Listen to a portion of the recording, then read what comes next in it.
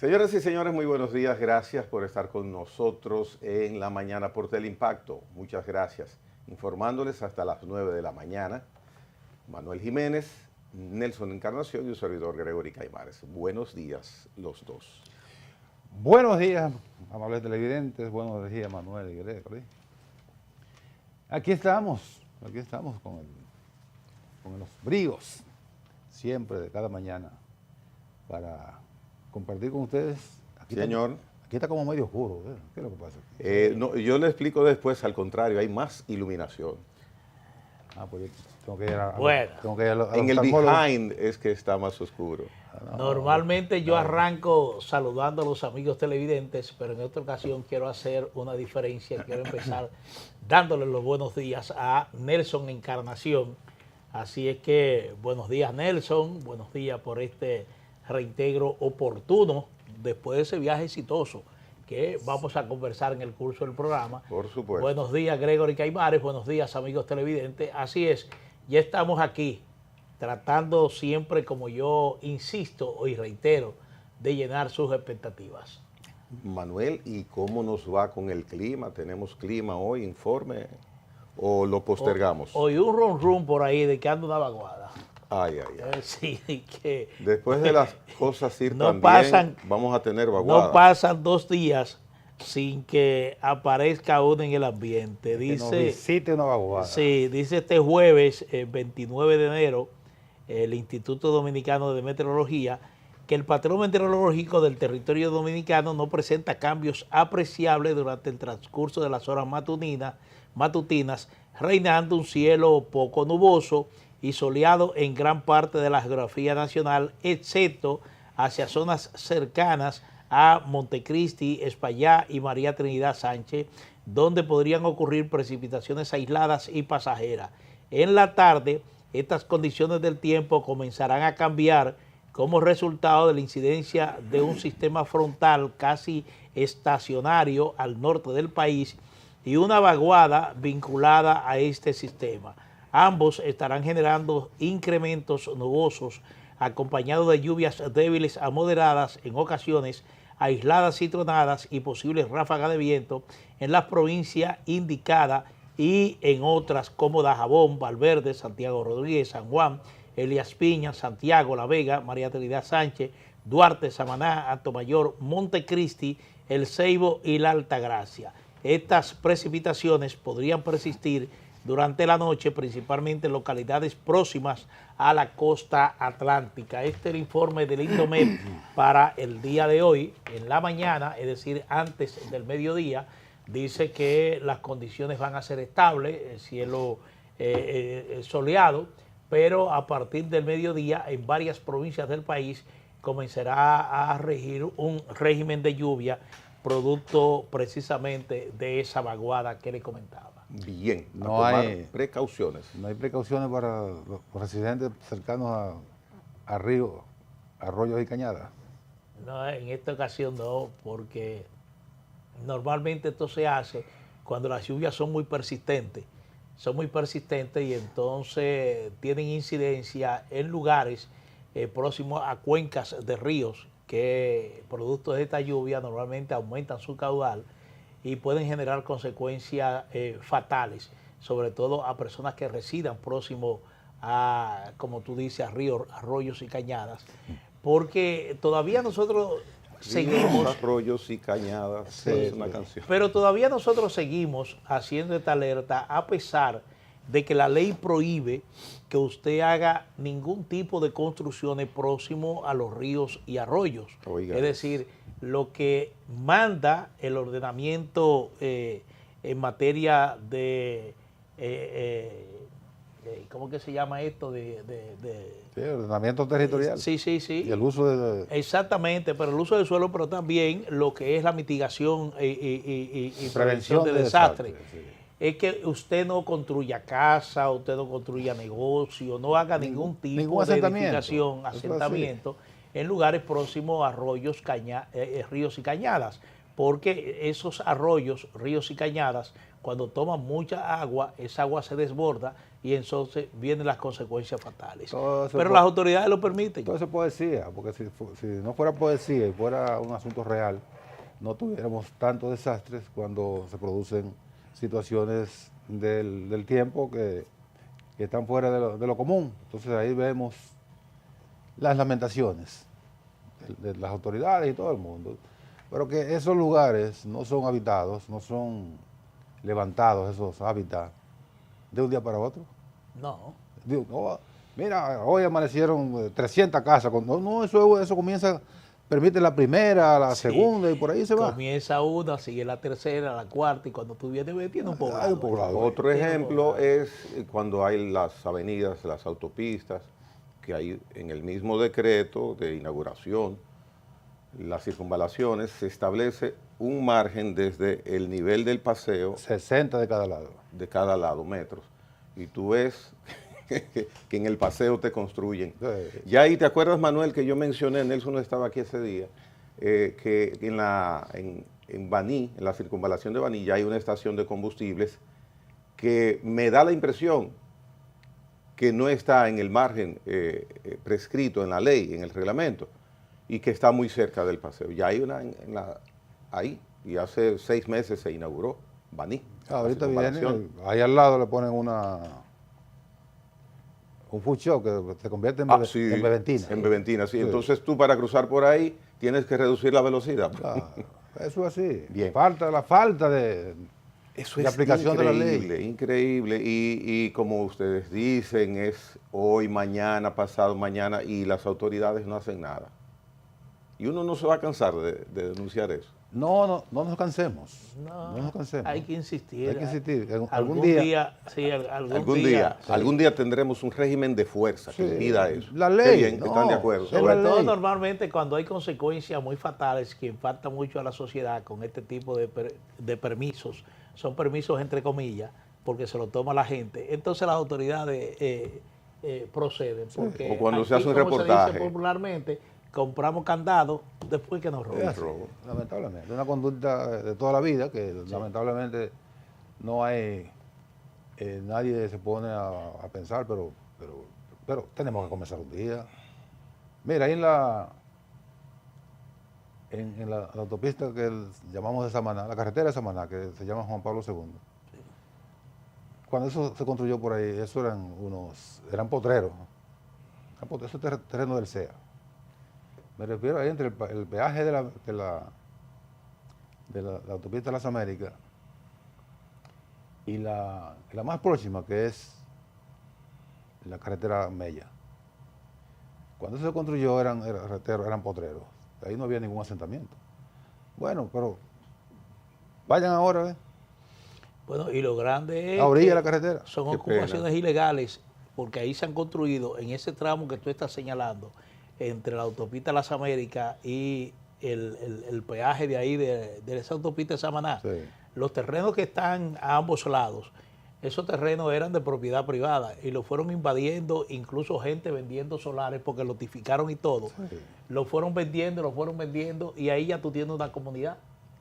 Y es difícil proceder contra eso. ¿Qué va a hacer? Bueno, entonces viene la parte social. No, que están desalojando a padres de familia, que construyeron con esfuerzo, pero ustedes construyeron en un terreno ajeno, y el que construye en el terreno ajeno no tiene nada. En la República de Colombia yo vi unas personas, por supuesto, de economía baja, protestando porque no le habían indicado cuánto le iban a pagar por su terreno, por la mejora que tenían ahí. Ese terreno robado. Robado. Entonces tú lo dices, se oye feo, no, pero que es fácil para... No es que es fácil para ti, es que es de todos. El respeto es para todos y de todos, pero hay situaciones que uno no puede hablar porque entonces el malo es uno y el insensible es uno. No importa que lo digan. No. No importa que lo digan. Mira una cosa, ya que estamos abordando el tema brevemente, tengo un amigo que compró unos terrenos por la zona de Mano Guayabo, unos terrenos que eran privados, pero colindaban con unos terrenos del CEA. Él, precisamente para de alguna manera generar un acceso a esos terrenos, tenía que adquirir esa zona, esa franja que bordeaba sus terrenos, que eran propiedad del CEA. Entonces habló con la gente del CEA, le compró esos terrenos al CEA para realizar un acceso a su propiedad, pero posteriormente, de manera gradual pero persistente, fueron penetrando gente, ocupando espacio. En varias ocasiones solicitó la fuerza pública para el desalojo. Llegó un momento que la misma responsable de otorgar la fuerza pública para esos desalojos le dijo, mira, hay instrucciones del presidente de la República de no generar conflictos sociales por esta situación y entonces no estamos cediendo a la fuerza pública para aplicar estos desalojos.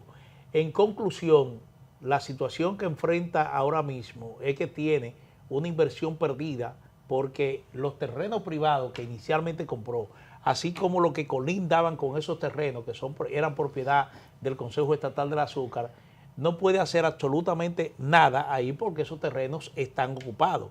Ya ahí hay una comunidad, un sector donde reside cientos de personas. Y entonces él, por ejemplo, fue al CEA y en el CEA le dijeron, mire, la única alternativa que usted tiene es ver cómo usted puede llegar a un acuerdo con esa persona para que ellos le paguen el terreno. Oye. Y entonces usted de alguna manera pueda resarcir la inversión que ha hecho. Entonces, cuando tú te acercas a esa persona y le dices, mire, usted tiene que pagarme esos terrenos, la respuesta es no, pero estos terrenos son de nosotros, sí. Son de nosotros, no tienen un título de propiedad, se los robaron, no tienen nada, pero sencillamente se los robaron. Y bueno, yo puedo decir, la persona que está afectada esa es un hermano de nuestra compañera aquí en el programa, Graciela Fontaneta. Es decir, tiene una situación que ya tiene años enfrentando esa situación sin ninguna posibilidad de solucionarlo, es decir, porque ya la magnitud de la ocupación, emprender una acción de desalojo masivo, ya eso genera un escándalo, imagínate. Pero la sorpresa grande también fue Friusa.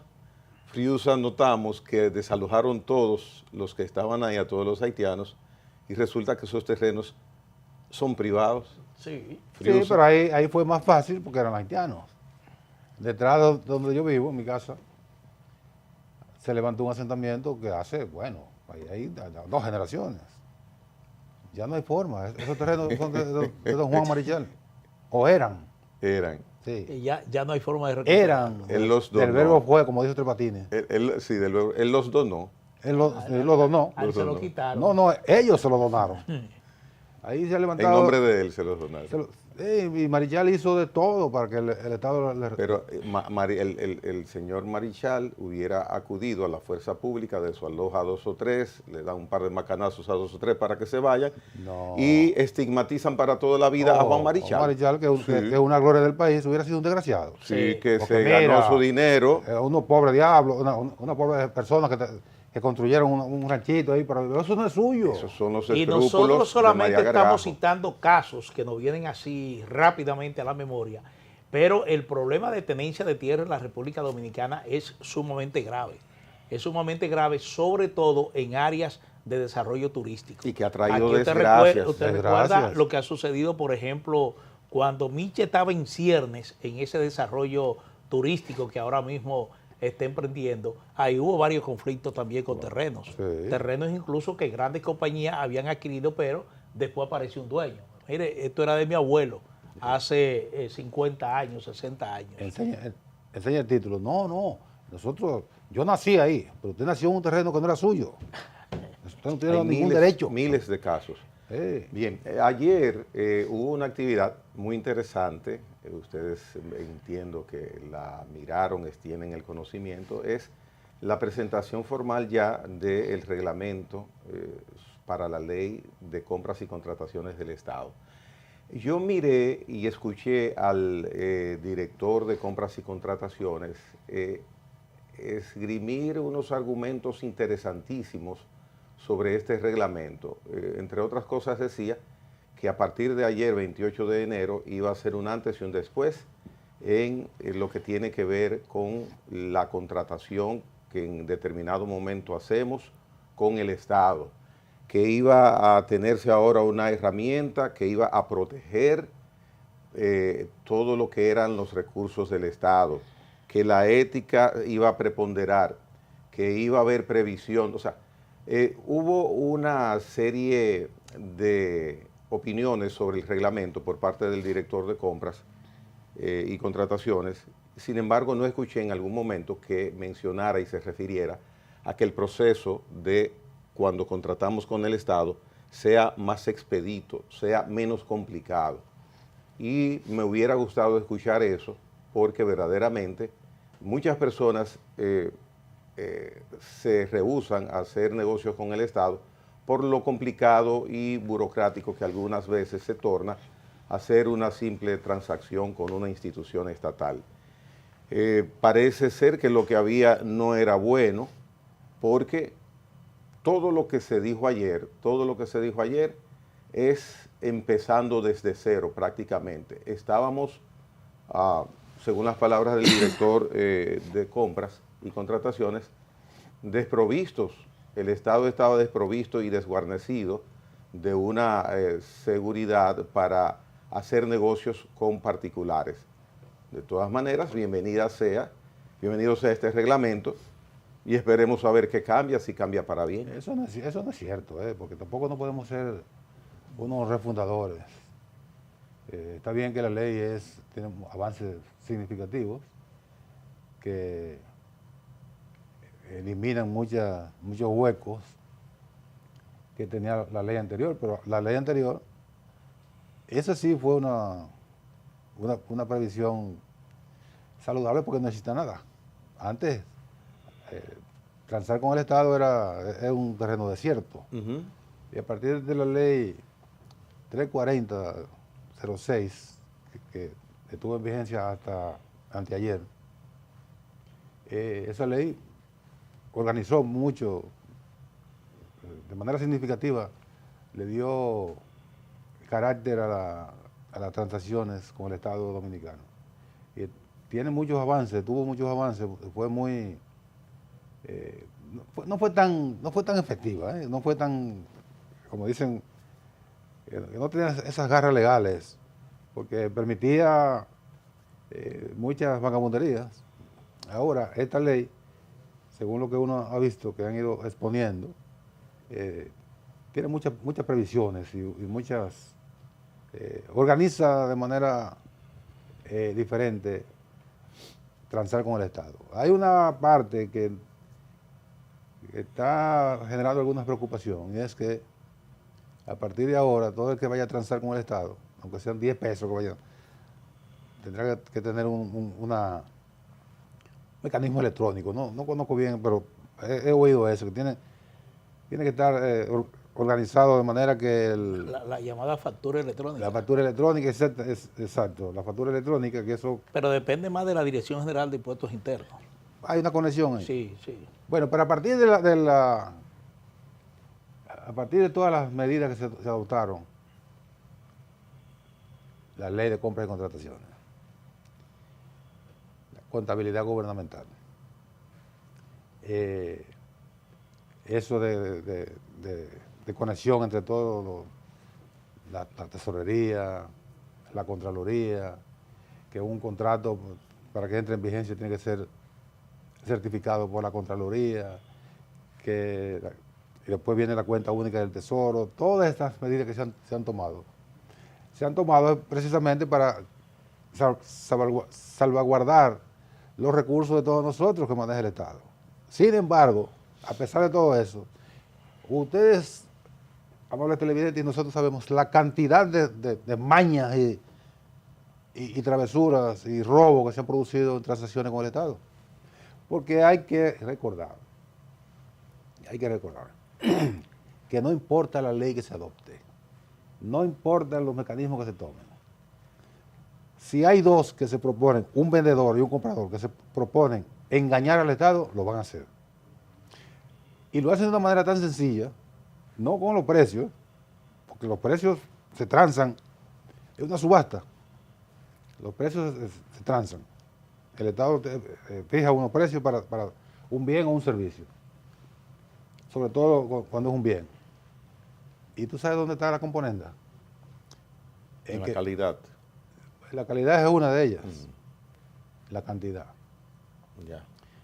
Yo te compro 100 teléfonos, y yo vendedor, y yo comprador, y tú vendedor, nos ponemos de acuerdo, y simulamos que tú me entregaste 100 teléfonos, y en el almacén va a figurar todo eso, y ocurre que tú me entregaste 75 nomás. Y entre tú y yo nos pusimos de acuerdo para robarnos el equivalente a los 25 teléfonos que debió recibir el Estado. Y para eso no hay ley que valga. Si dos o más sinvergüenzas se ponen de acuerdo, van a engañar al Estado. Sí. Y eso está ocurriendo, ha ocurrido siempre y seguirá ocurriendo. Sí. Mira, uno saluda el hecho de que se ponga en vigencia el reglamento de aplicación de esta nueva ley que viene a sustituir la 340 sobre compra y contrataciones del Estado.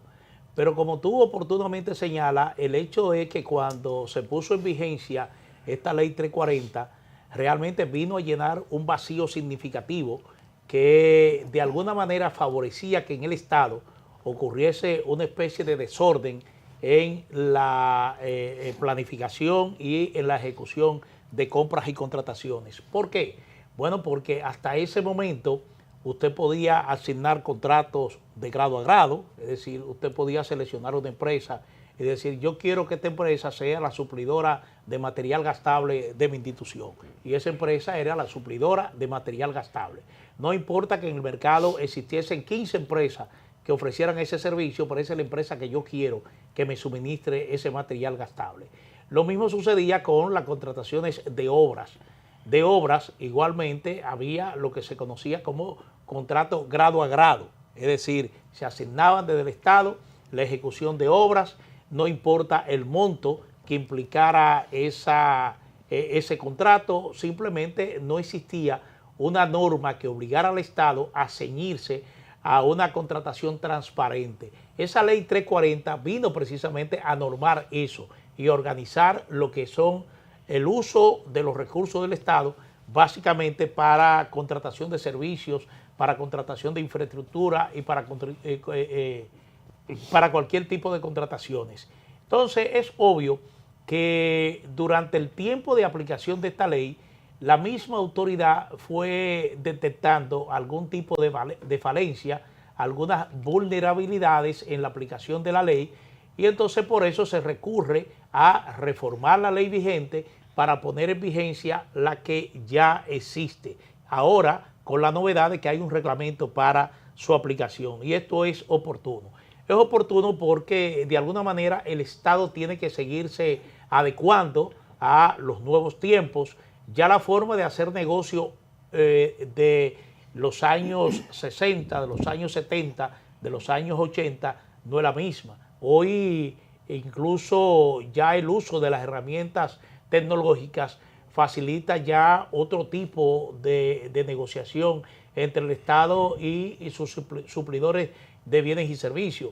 Entonces, uno saluda de que esta ley nueva se haya adecuado para precisamente responder a estos tiempos, pero también para corregir las falencias, las debilidades, las vulnerabilidades que las autoridades fueron detectando en el curso de la vigencia de la ley 340. Ahora bien, a mí me llama la atención que desde el gobierno se hable mucho.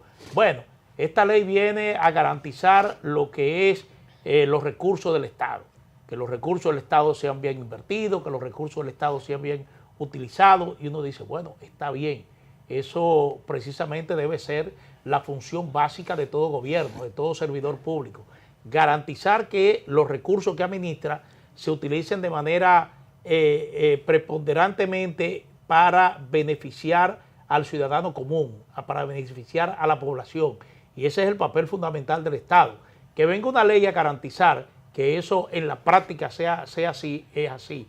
Pero vuelvo y repito, está bien que el Estado se preocupe porque cada centavo que destine realmente tenga un impacto en términos de transparencia y en términos de resultados. Está bien.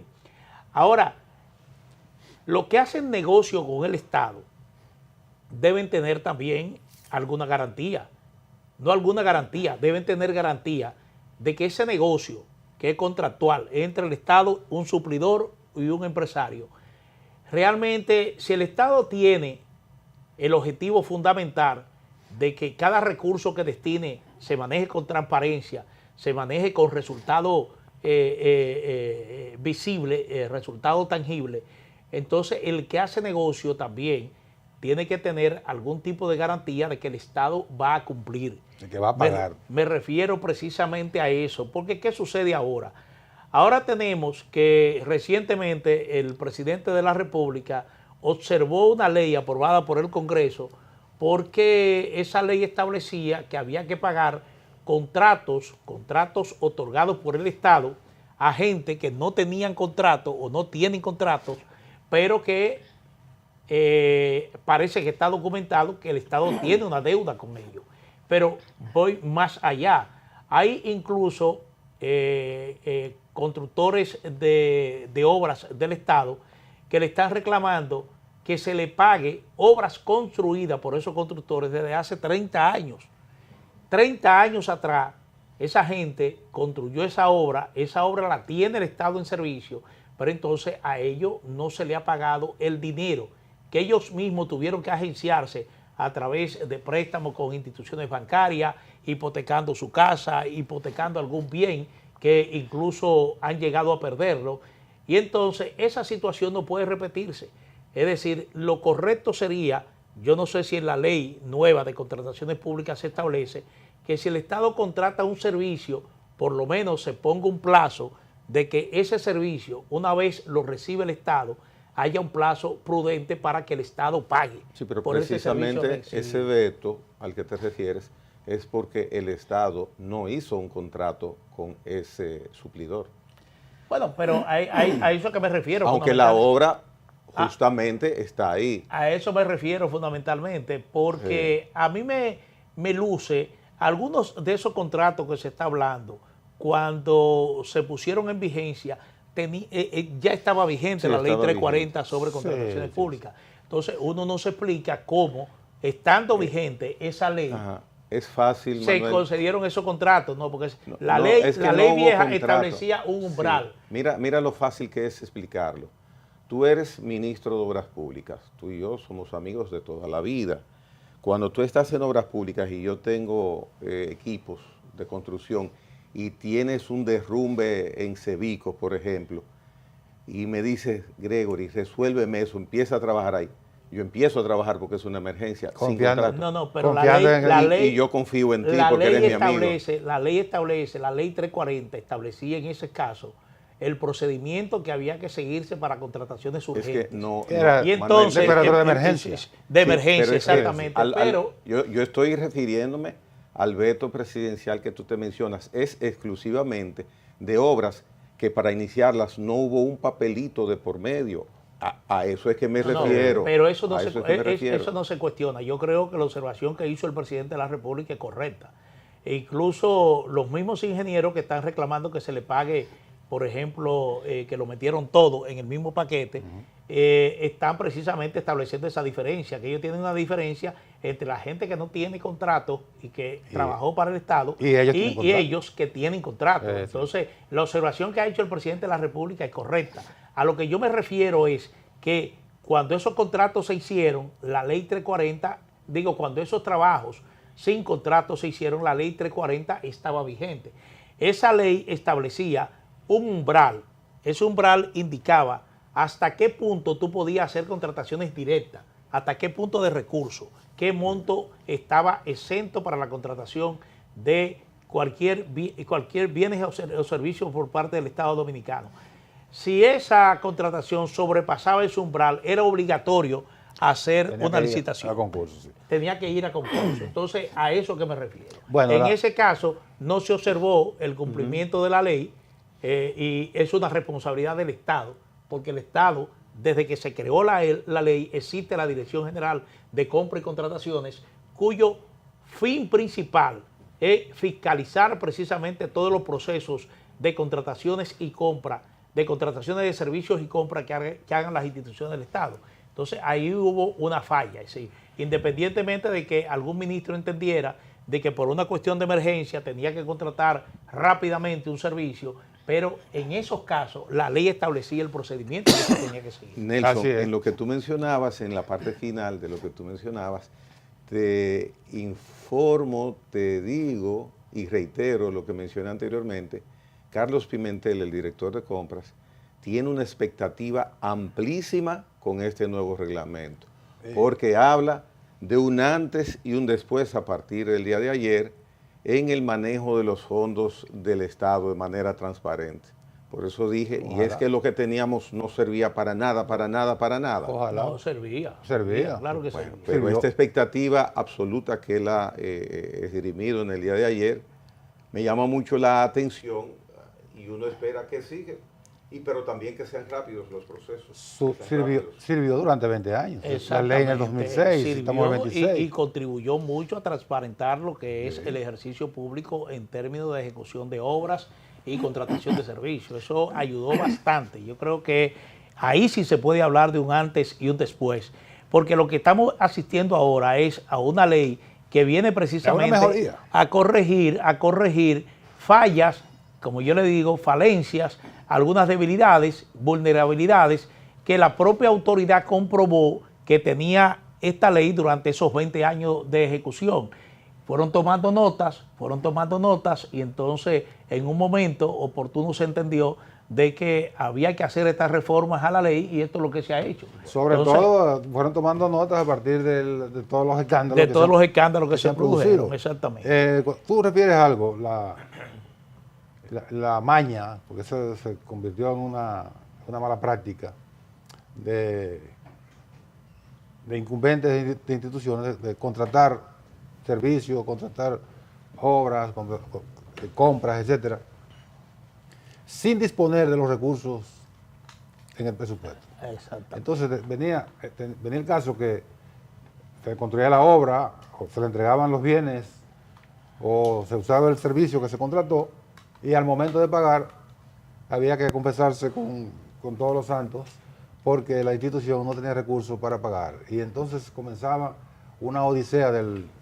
suplidor o el contratista para que le paguen su dinero. Ya no es así. A partir de, creo que fue en el gobierno del presidente Danilo Medina, que se adoptó una decisión, Dictó un decreto. dictó un decreto que decía que ninguna institución podía contratar bienes, obras o servicios si no disponía en el presupuesto la apropiación correspondiente para el pago de cuando se recibiera el bien o el servicio o la obra contratada. Esa disposición está vigente y hay que decir que ha corregido significativamente esa mala práctica de comprar sin saber cómo iba a pagar. Y ahora, cuando se compra cualquier cosa, esa apropiación, eso que se compra o se contrata, queda atado en el presupuesto nacional, en la dirección de presupuesto, a la asignación de esa institución. No puede disponer, digamos, si compró una camioneta y esa camioneta le cuesta $1 millón, ya sabe que si tenía asignado 20 millones de pesos, no puede contratar los 20 millones porque ya sabe que debe $1 millón. Y eso ha corregido en un altísimo porcentaje esa mala maña de contratar o comprar para poner a la gente a dar vueltas y vueltas y más vueltas. Yo tengo un caso de una venta que debieron pagarla en 3 meses. Bueno, ya iba casi por un año. ¿Sabe cómo la pagaron? ¿Cómo? Oye, tuve que llamar a Luis Reyes. Pero yo llamé a Luis Reyes porque es mi amigo. Nelson, ¿pero cómo es así? Mándame la documentación. Bueno, a la semana lo pagaron. Pero no debe ser así. No, eso es una mala maña del Estado Dominicano. O del Estado no, de los funcionarios. O de funcionarios, para no generalizar, que se saltan los procesos. Y quizás no tiene que ver muchas veces con el incumbente de la institución, algunas veces. Puede ser el equipo ahí, también son unos mañosos. Tiene que ver. ¿Tiene que ver? Ay. Mira una cosa, ayer ustedes podrán haber notado que uno de los titulares principales relacionados con esta nueva ley de compras y contrataciones es que dice, los funcionarios no podrán hacer negocio con el Estado.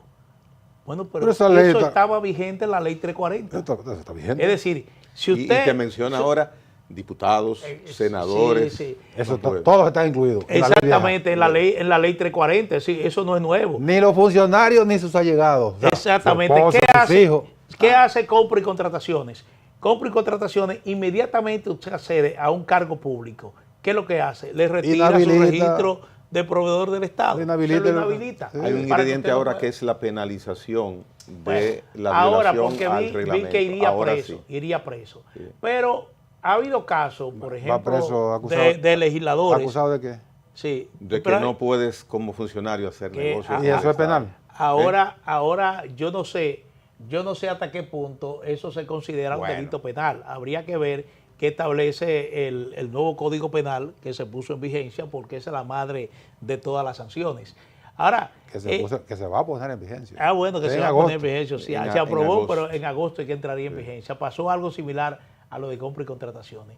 Pero lo que te digo es que eso establece ningún funcionario del Estado de alto nivel o de mediano nivel puede hacer negocio con el Estado, porque sencillamente, inmediatamente sale un decreto designándolo en un puesto dentro de la administración pública, compra y contrataciones inhabilita ese registro de proveedor del Estado. Y sin ese registro de proveedor del Estado, usted no puede hacer negocio. Se busca precisamente, si no está a su nombre, si nada a nombre de una empresa de la que usted es accionista mayoritario, sencillamente compra y contrataciones igual lo inhabilita. Hasta que Ha habido usted- casos hasta incluso que de usted salga legisladores, de- sí, ha habido casos de legisladores donde se conoce que no se sabe por qué, pero llegaron a realizar negocios con el Estado, no quiero mencionar nombres, millonarios. usted recuerda Sí. de qué caso estoy hablando, y entonces compra y contrataciones se dio cuenta, despertó en un una provincia momento, atlántica. sí, despertó en un momento y dijo, pero oiga, me parece que usted no puede estar haciendo negocio con el Estado, y entonces ahí surgió un escándalo, precisamente porque procedió a inhabilitar ese registro de proveedor del Estado, y así como ese caso, hubo otros casos más, pero ese fue sonado porque involucraba unos negocios realmente importantes Sí. con el Estado Dominicano. Pero hay que saludar el hecho de que se avance en la normativa, en la reglamentación de todo lo que implique operaciones con el Estado. Eso hay que saludarlo porque de alguna manera ayuda a la transparencia, ayuda efectivamente a que los recursos del Estado se manejen en forma precisamente transparente y con un resultado positivo para la población, pero también yo digo que el que hace negocio con el Estado tiene que también estar garantizado en esa ley. Es muy cierto. Sí. Bueno, esperemos a ver la expectativa que hay y que sí, que los recursos del Estado se manejen bien. Claro. Eso es lo que uno quiere. Tengo una información. Como decía un amigo mío, cuando tú te encontrabas con él, te decía, mira, lo que va viene. Así. Doble vía. Mire, Sí. un amigo ayer me dijo algo que me da un poco de crédito. Ese amigo es muy amigo. Bueno, yo no voy a decir que es muy amigo. Pero un amigo que Casi- puede ser fuente. casi hermano. Pero que juéguese la puede juega. ser fuente. No, es que iba a meter la pata con algo que iba a mencionar. Pero bueno, parece ser que Darían Vargas, un joven muy locuaz, un joven que es coach, me imagino que ustedes conocen a Darían Vargas de referencia. Está en todas las redes Sí, sociales. parece ser que tiene una posibilidad concreta de ser designado como nuevo director del ITLA. Parece ser Pero que que tiene hay una un posibilidad. laborantismo, Sí.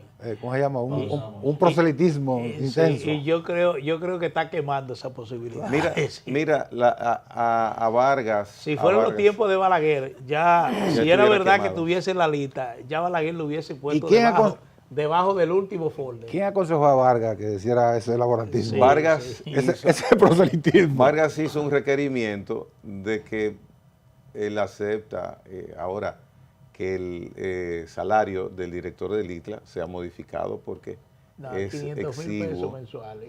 No, son 100 y pico, no llega a 200,000. No, pero yo vi en una parte, no sé si es una exageración, que él estaba diciendo, o alguien le atribuyó a él haber dicho eso, que su salario debería ser de 500,000 Ah, pesos ya, mensuales. bueno. Sí.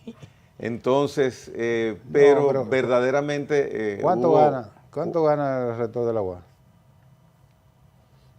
No, aquí dentro de la administración pública, sobre todo en empresas descentralizadas y autónomas, hay sueldos de 400,000 y de 500,000 pesos. Pero puede Yo te puedo citar 3 o 4 instituciones donde puede los sueldos son así. equipararse. puede equiparar al ¿cierto? rector de la UAS, Sí, a sí. los rectores. Sí, sí.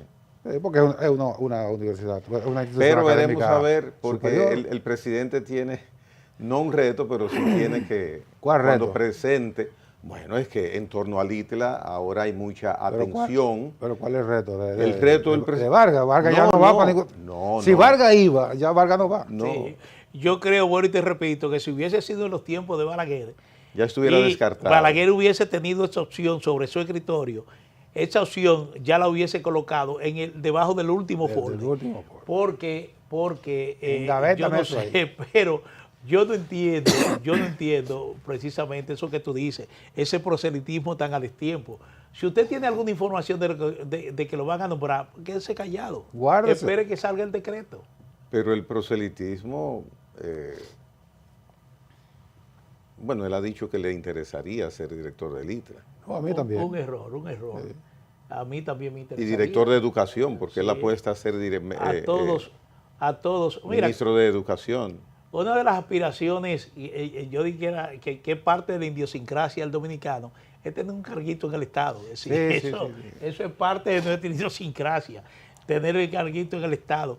Decía que a Balaguer se le atribuyó, digo, ¿usted quiere saber quién es Juancito? Dale un carguito. No, eso está Bien.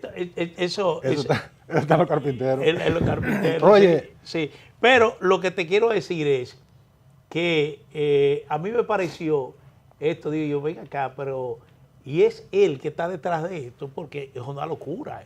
También hay otro que está compitiendo con él también. Son muchachadas.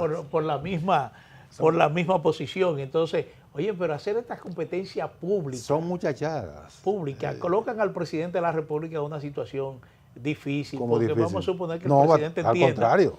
Sí. Una situación fácil, descartado Fácil. ya. Sí, pero vamos a suponer que el presidente entienda, mira, yo creo que sí, que tiene los méritos para hacer, pero Tenía los méritos. frente a esa presión pública, ¿qué hace un presidente? Sí, pero venga Tenía acá, los yo méritos. o cedo o porque, ¿qué es lo que estoy creando aquí? Estoy creando el ambiente para que en cualquier otra opción que yo pueda designar a una persona, se me genere una campaña a través de las redes sociales. Bueno. Oye, tú decías que un carguito. Nombraron a un amigo en una institución de esa gente lequia. De esa tercera gente lequia que tiene el Estado Dominicano. Y, pues, oye, pues, fulano, nombraron a Perecejo en tal sitio. Digo yo, pero ahí, en esa entelequia ahí no hay nada. Dice, Ahí hay nómina, hay compra y hay combustible. Ya, o sea, con eso basta. Ya. Con eso basta. Estamos mal y hemos estado mal. Vamos a hacer una pero pausa. mira, no, brevemente, yo creo que en el tema de los salarios, que tú estás hablando, por ejemplo, de equiparar, porque es una academia, el ITLA se considera una academia, el hecho de que el Estado Dominicano tiene que tener una política salarial. Es decir, los salarios en la administración pública son muy distorsionados.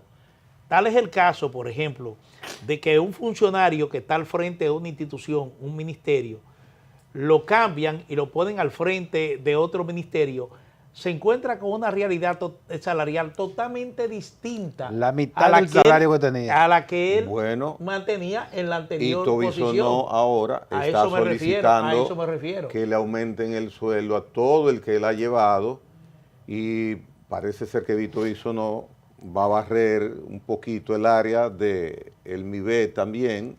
Bueno, y entonces, ¿y cómo es la cosa? Bueno, no hay todo eso, no. Yo te puedo- Es yo- que está el MAP, que establece Sí. los parámetros salariales en el Estado. Que eso que debe ser una política uniforme. En el Estado estatal. Sí. Aunque Mira, aunque parezca un disparate. lo que ahí sucede, Pero él porque quiere tengo- ajustar su equipo Sí. y quiere que tenga salarios que parece traía del otro sitio. Sí, pero no puede. Bueno. Porque hay un Sí, Ah, bueno. pero mira, Hay unos parámetros miren, salariales ahí. brevemente, Ah, pues miren, eso no va, entonces. Miren qué es lo que pasa, porque tengo algún conocimiento de lo que está pasando. Lo que pasa es que los salarios en el Ministerio de Industria y Comercio no son los peores salarios de la administración pública. A nivel, por ejemplo, de directores, subdirectores, viceministros, el salario más o menos es competitivo. Entonces, hay gente que son de su equipo, de su entorno, que van a pasar, por ejemplo, a trabajar junto con él, como es obvio, de que eso es, Sí, es normal. Es normal. Entonces, se encuentran de que en algunos casos la posición que ocuparía en esta nueva función serían hasta 75,000 pesos menos. Eso, pero esa distorsión, por Entonces, ejemplo. es una distorsión que uno no entiende. Se supone que y los a eso ministerios. se debe que se esté solicitando al Ministerio de Administración Pública que la autorización correspondiente, porque la ley lo establece, que se haga, ¿cómo es que se llama eso? A la que yo quede cargo. Eso tiene un nombre. Sí, es como una reingeniería. Sí, exactamente. Para que por lo menos siga ganando el mismo salario que ganaba en la anterior institución. Porque a usted se le sacrifica. Usted probablemente va a trabajar más en el nuevo puesto que va a ocupar y entonces sí, va a estar ganando un salario mucho menor. Pero mira la distorsión en el Estado. Por ejemplo, hasta prueba en contrario, y que esa prueba en contrario sea muy, muy convincente, todos los ministerios son iguales. Son ministerios. Entonces tú te encuentras que los viceministros en tal sitio ganan 275,000 o 300,000 pesos. Y te encuentran en otro ministerio que ganan 200,000. Viceministro es viceministro. Viceministro es viceministro. Exactamente. Eso es lo que estoy diciendo. Hay distorsión. Una locura. Eso hay que corregirlo. Pues parece que al haber esa discrepancia en los salarios de las funciones que van a ocupar los asistentes o el equipo de Hito Bisonó, pues él ha pedido aumento para ellos. Vamos a ver en qué queda eso. Bueno. A barrer un poco también ahí. Se van algunos. Se van porque es natural. Es natural. Pausa.